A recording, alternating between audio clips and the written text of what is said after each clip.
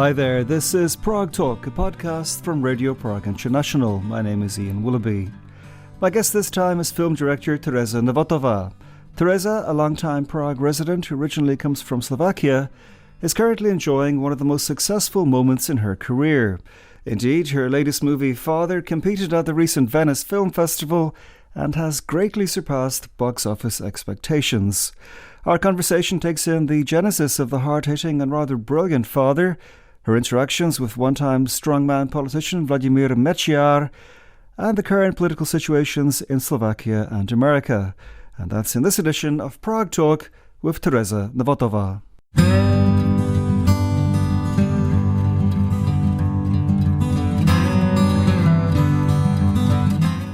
Your dad is a director, your mum is a well-known actress. At what age did you yourself start taking an active interest in film?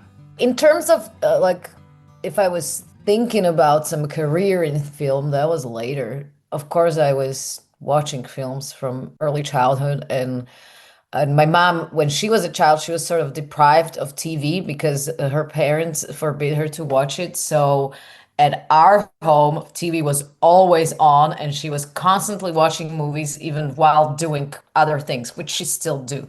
So I was exposed to a lot of stuff, not always a lot of quality stuff, but it was always there. And my parents worked mostly in a theater, and they were sort of always kind of dived into some stories and characters, and even at home they've been always talking about it or arguing about it. So that was sort of reality I was born into, and it was very natural to be there. And for me it was like I was very conscious about what they are doing even from the early age. I went to see their rehearsals in theater and was thinking about what they were, the stories they were making. So this was my childhood. And in terms of film, I felt first that theater is something that I don't really want to do, or not when I'm young, because I didn't want to be an actress, and to direct theater, it felt too much for me. You have this whole group of actors, and you have to sort of know what you're doing, and I didn't feel like I know what I'm doing when I was, let's say, 17. So I decided to go for documentary, because there you searching much more than you have a vision, and it has to be exactly like that. So that's how I started. I started with also telling stories, but the real stories in a different form than theater. And I was also more interested into visuals, that I can make and that stays. You don't have to be in stress every single time the play is played. If it goes well. Your Wikipedia entry says that you went to a bilingual school run by Word of Faith, which is a small Protestant church from the United States. Does that mean your family were active in that church? No, not at all. Actually, this was early 90s, and it's important to understand the context of this, because early 90s, right after the revolution, everybody was like, everything English is great, let's expose our children to Western world, because we were so deprived from it. That was the mindset of my parents. So I remember we moved to this small apartment in Bratislava, and our neighbors had a daughter that was same age as me, and they were active in that church, and their daughter was going to that school, and they said, well, it's bilingual school, so why don't you put little Tereza into that school? And my parents, they didn't know anything like this existed. My mom is from Catholic family, my dad from pretty conservative Protestant, but almost no religion family, and they just thought okay, it's Christian, so it's gonna be fine. And I think they figured much later, when I started to go home and be sort of fanatic and going around with the Bible and telling them that they are sinners, and that they told me that Beatles are Satanists. And then my parents were like, what's going on? And that was the moment when they started to be like, okay, let's put her in a normal school, because first of all, she doesn't know anything, they don't learn apparently anything, and she is weirdly fanatic. So they didn't know. And then they put me to the normal state school, And the first year I was suffering a lot. And then I made a documentary about it, which was my first like feature documentary. At the age of 16, you moved to Prague on your own. How was it moving to a different country, starting not only to go to a different school, but in a whole different environment? I don't really like to talk about it publicly because it was like also personal reasons why I went to Prague. But yeah, I moved when I was 16 and it was kind of tough. So I had to grow up sort of sooner. And I think also I felt sort of some kind of pressure because I felt that I am grown, when I was still teenage. So I felt like I need to do something because grown up people do something. So so I think that's why I started to do films very early, even before I started to go to school, to FAMU. Well, at FAMU, you studied documentary and then later fiction filmmaking. About 8 years ago, you made a huge splash with this documentary about Vladimír Mečiar, just called Mečiar, who would have been, I guess, the Slovak Prime Minister when you were a small child. Mečiar was such a kind of authoritarian leader. He always seemed like a very pugnacious, kind of aggressive guy. How did you find actually filming with him? It was very strange. It started as my bachelor's film on documentary department because I first went to documentary department in FAMU and then I moved to, or I applied for master studies in fiction. So I sort of did both, but this started as my bachelor film in documentary, and I thought, I know it started with me reading some news that Vladimír Mečiar finally left his own party because he was gone from the politics by then, but he just that was his final step to get off of completely like political stage at that time. And I felt like, wow, I wonder who's this man? Because I remember my whole childhood was his name was everywhere all the time, sort of like, I don't know, Donald Trump in American households right now, or Fico in Slovak households right now. It was very similar times, to be honest, and it was very polarizing times. Slovakia is a small country, so these 5 million people here, there was like two sides, and sometimes even in one family, people were not speaking to each other because they voted for a different person. So yeah, so that was the times I was growing up in, and my parents were sort of active also as artists, but also as activists, or they were always, like, as well as in revolution in 89 during Mečiar times, they were demonstrating or doing what they could. So that was very I was sort of in that reality, but I couldn't really understand what's going on really because I was too small. So we were playing that we are Mečiar and other politicians as a small kids. And at this moment when I was, I don't know how old I was, like 20 something, I decided to try to reach out to Mečiar because I thought like, well, I might ask him. And I was not expecting him to tell me the truth or something. I just wanted to understand who he is and why did he do those things to our country? Because I think if we are looking at Slovakia right now, or when I was doing the movie in 2016, I felt like it's not only what's happening now and what the politicians now in the parliament or whatever, it's like it's weirdly set up as a democracy that looks like democracy, but it's not really democracy, or the institutions doesn't work the way the democracy needs them to be working. And this is all because of how Vladimír Mečiar set it up. And that's why I went to him. And the filming with him, I remember we were there like 3 or 4 days. It took some time for him to finally say like, okay, you can shoot with me. So I remember I met with him twice before I even had the camera with me. And then he was like, okay, you can come with your crew, which was, me and two other guys. And it was very student kind of filming at that moment. And I asked him questions, but I think what I was looking for more, which because he is like a master in, you ask him something and he starts to talk about something else. Like politicians are, of course, are trained for this, and I was never pretending to be like some great political interviewer. in my 20s that I could catch him on something.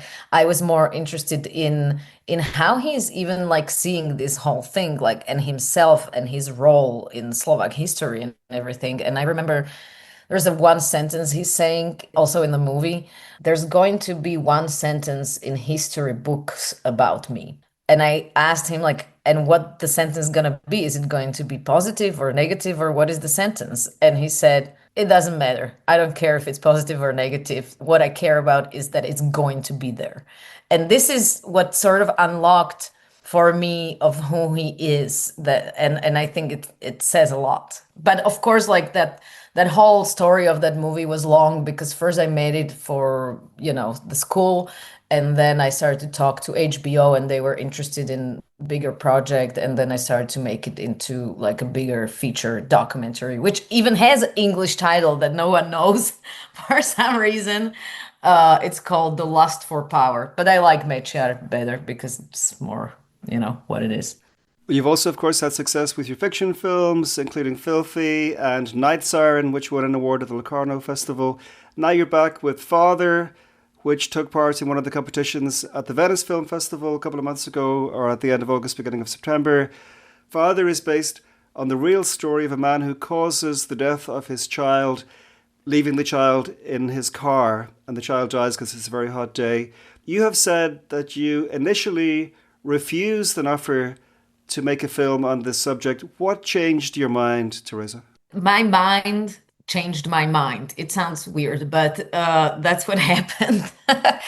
My initial thoughts were like, I can't do it. It's too tragic. I could not, because when you hear the story, you immediately, or I immediately I could imagine a film, and if it works for me, if there's something more than just one layer of what the story is, because I think film needs much more layers. But here first I thought like, oh, I only could see the tragic layer, that the sort of very depressing, tragic, sad, helpless layer that this story has, of course. So I thought, not possible. But then it somehow stayed in me and I couldn't stop thinking about it, and it was coming back, and it was sort of creating questions in me, and those questions were very challenging because this whole story is, yes, it's about the father who forgot his child in a car, but it's also the story of a human mind and the memory. And of course, I was asking myself how this could happen. How could it happen to me?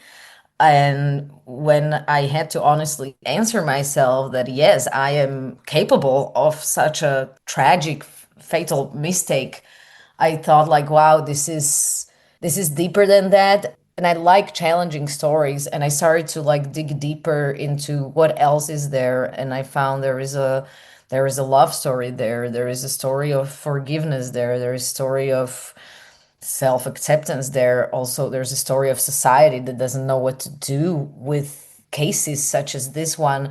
It sort of challenges not only us as people, but our whole justice system, and and also the whole society response that happened in Slovakia when this happened, because it's also inspired by the real story, was so brutal, of like how people were capable to be really aggressive and violence to this man, that I started to think about it in a different way, and then I had the idea about the long takes, and I think that was the moment when I was like, okay, this I could see the movie.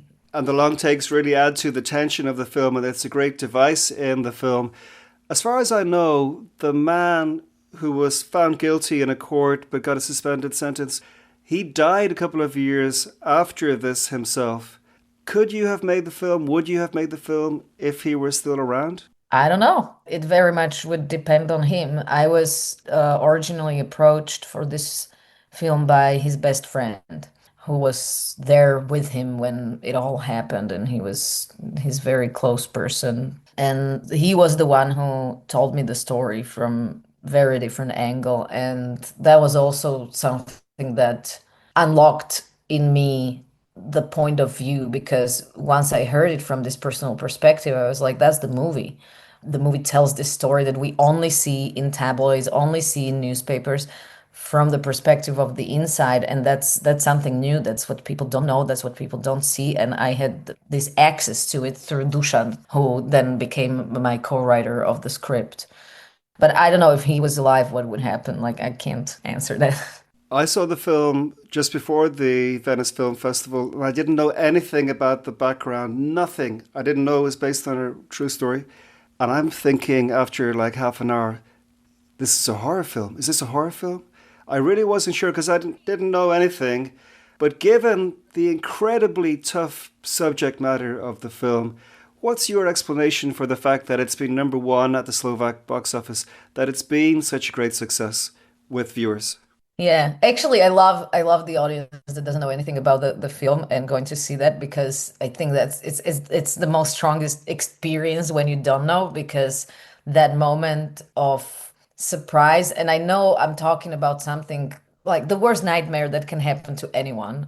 So I'm not trying to make it light. What I'm trying to say, that film has a device to really put us in somebody's else emotions, somebody's else mind. And this is what I was trying to do here in this film, where we sort of dive into the father character, that you might not know what is happening, but you're going with it until that second happens. And that second sort of turnarounds your life completely. You're ripped of everything that you believed until that moment. And this is what I was trying to transfer to the audience, because after the fact, or talking about it from the perspective of like, oh, we know what happened and we have opinion about it, is completely different thing.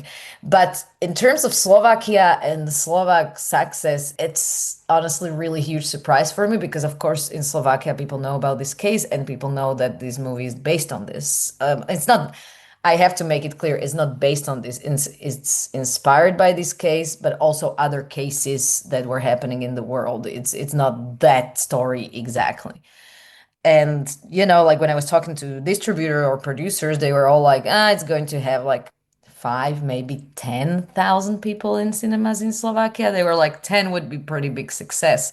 So now when we have like really, I don't know, last week we had 51 and I still didn't get the numbers from this week. So we'll see, but that's already a lot, and people keep texting me that they are in full cinemas, and they keep telling me how people come in with like full packages of popcorn and then leave the theater with the full packages of popcorn because no one eats that. And then a lot of people, and this is what really is powerful for me, a lot of people are writing me that they were the ones who were judging this man in Slovakia. They were the ones who thought that he's a killer.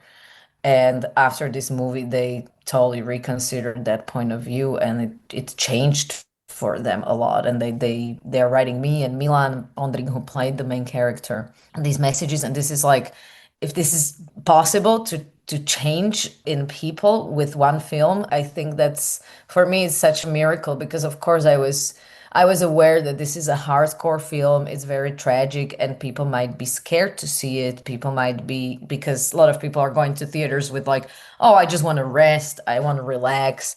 But it turns out that it's not really true. People don't only want that. People want experience, and people want to be touched in their hearts. And it feels like it happened with this film for some reason. And I don't know if I did anything different than with previous films. Like, it's hard for me to crack it.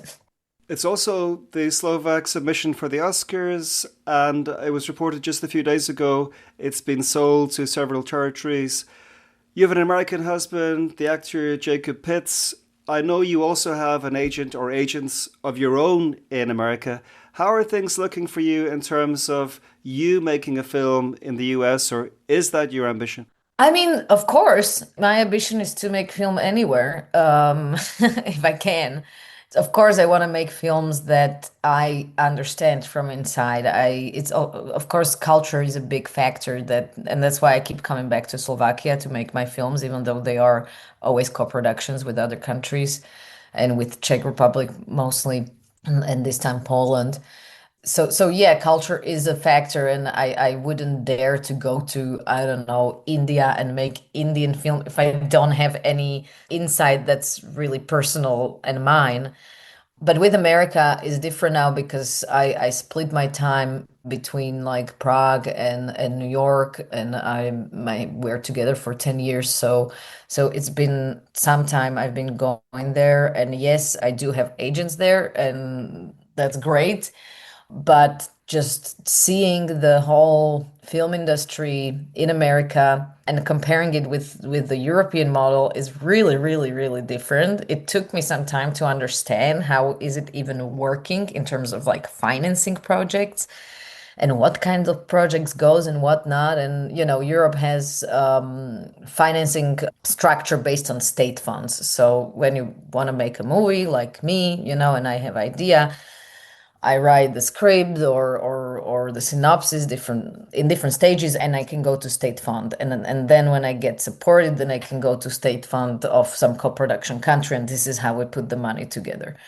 In America, there's no state funds and everything is private. Films are business the same as, I don't know, car business or whatever whatever else. So private people and private companies do invest in films if they believe they can get the money back and they can money off of it. And this is, I think we see the change because when you look back to 90s, they were movies that were, like not so different from European movies in terms of, there were dramas, there were all sorts of experimentation with film form, and it was sort of exciting.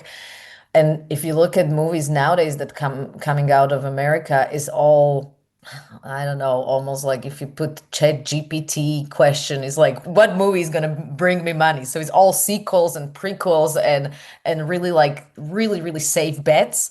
They don't really bet on new voices anymore. So of course, for people like me, it's much harder because sometimes I do get scripts from my agents and I would love to go for them, but usually those scripts are so bad and I can't do something that I don't understand at all. Why would these characters do these things, And so yeah, and then I have projects that almost happened, but then didn't because there was a strike or COVID or something that sort of killed the project. And in Hollywood, it's like if your project is killed, then it's killed. It's not like you go to state fund again. So there were moments like that, and now I have a projects there. I'm trying some other approach when I teamed up with other writers and filmmakers, and I'm pitching my own ideas, and we have something growing on, but we'll see how it goes. Currently, you're filming in Bratislava. Could you ever imagine living in Slovakia again?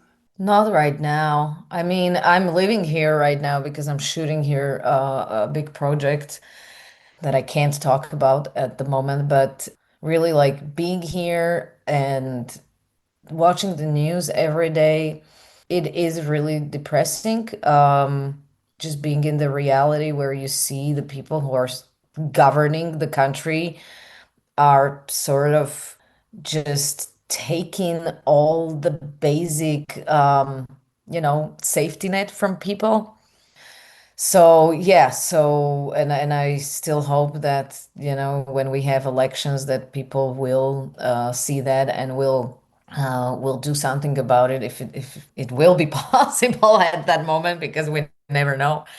Another thing that's really hard to watch is how the same people that, like this is not like somebody somewhere. This is family members. This is, grandparents. These are people who we love, and how they fall for all these conspiracies and just lies and stuff that are on the internet because they don't understand. They don't know how to divide the truth from the false because everything looks the same on the screen.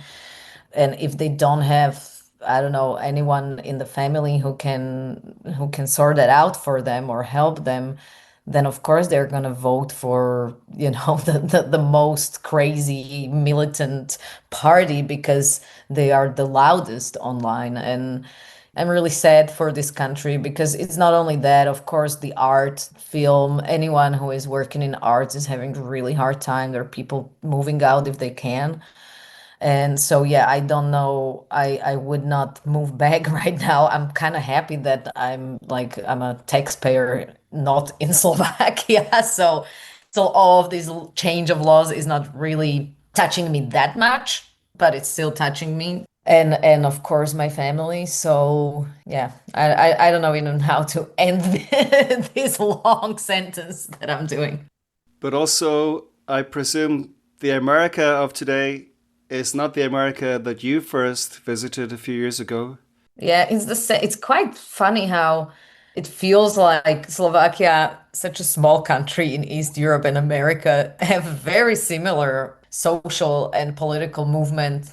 And yes, it's crazy because I got my green card like at the end of the last year, and it's a long process that was taken like 4 years or something. So I got my green card, and I got it when there was inauguration of Donald Trump. And I was like, this is such an absurd experience. And now just watching what's happening there with, the ICE, which is basically a secret police of communist time in Czechoslovakia. They're doing the same kind of violence, the same kind of sort of outlaw behavior towards the vulnerable groups and immigrants and anyone who is not cheering up for them. It's really takeover of the country. I don't know. I don't know how to describe it. And of course, people do tend to have hope and feel like, oh, let's hope we can overturn it in next elections. But I don't know. What if not? I feel like the world we are living right now, I don't know what's going to happen, and I don't want to say like, oh, it's going to be fine, because I don't feel that way. Like there can be a war. We see Russian drones, everywhere right now, and we cannot expect to lean on anyone or anywhere. And I start to feel like, oh, now I'm starting to understand all those people, all those stories, between the wars in 20th century. How did they feel in these kind of times? And of course, I'm very scared, but I don't know what to do. Like we are talking with my husband, it's like, so what do we do? And I'm like, well, let's keep the place in New York, because even if there's a dictatorship, there might be a war in Europe. So, what's safer? And these are terrible options. Well, what a depressing place to end this interview. Tereza Nvotová, thank you very much, and good luck with your project in Bratislava, and good luck in general. Thank you very much.